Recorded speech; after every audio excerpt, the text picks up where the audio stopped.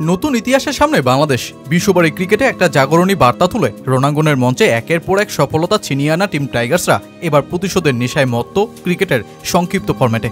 যেই পাকিস্তানের মাটিতে গত 2 মাস আগেই হোয়াইট ওয়াশ হয়ে মাথা নুইয়ে দেশে ফিরেছিল লাল সবুজের বাহিনীরা, এবার সেই পাকিস্তানকেই হোয়াইট ওয়াশ করার স্বপ্নটা দেখছে একটা তারুণ্যে মিশ্রিত রোমাঞ্চকর দল। গত বছর অস্ট্রেলিয়ার বিপক্ষে এই তিক্ত স্বাদ নিয়ে পাকিস্তান যখন সিরিজের শেষ টি-20তে নিজেদের সম্মান বাঁচানোর লড়াইয়ে, ততক্ষণে বাংলাদেশ ম্যান ইন গ্রিনদের বিপক্ষে রচনা করে ফেলেছে ইতিহাস। এমনকি রিশাদ হোসেন তো টাইগার অলরাউন্ডার সাকিব আল হাসানকেই পেছনে ফেলার স্বপ্নে।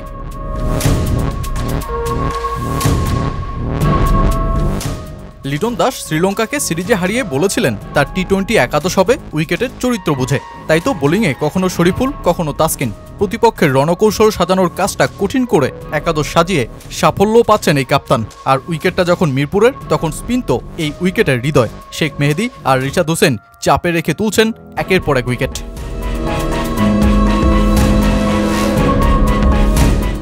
23 বছর বয়সে রিশাদ হোসেন বাংলাদেশের ক্রিকেটের একটা নতুন দ্বার খুলেই যে রাজত্বের শুরুটা করেন।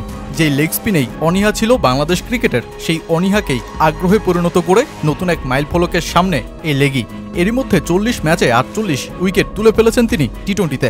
পাকিস্তানের বিপক্ষে শেষ টি-20তে আর 2টো উইকেট তুলতে পারলেই ছুঁয়ে ফেলবেন 50টি টি-20 উইকেটের মাইল ফলক, যা বাংলাদেশ ক্রিকেটে তাকে দ্বিতীয় দ্রুততম 50 উইকেট তোলার কীর্তিতে বসাবে।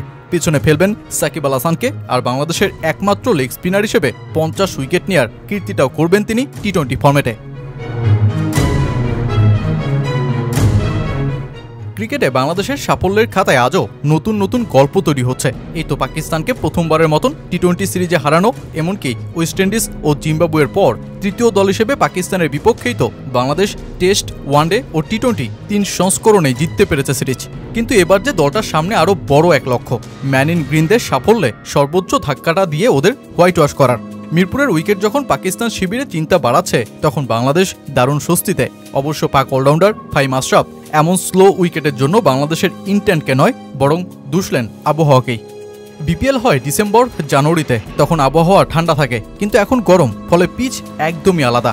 তখন এত স্পিন বা গ্রিপ ছিল না, বলের পেসও এমনভাবে আসতো না। আমরা গ্রাউন্ডসম্যানদের সঙ্গেও কথা বলেছি, তারা বলেছে বৃষ্টির কারণে হয়তো পিচগুলো স্বাভাবিকভাবে প্রস্তুত করা যায়নি।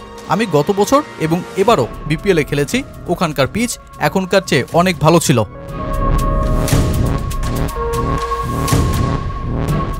সব মিলিয়ে আজ নতুন গল্প রচনার দোরগোড়ায় বাংলাদেশ। ঠিক যেই গল্পের পাতায় প্রতিশোধের আগুন, বাঘের গর্জনে জানিয়ে দেয়া বাংলাদেশ এমন কিছুও করে দেখাতে পারে।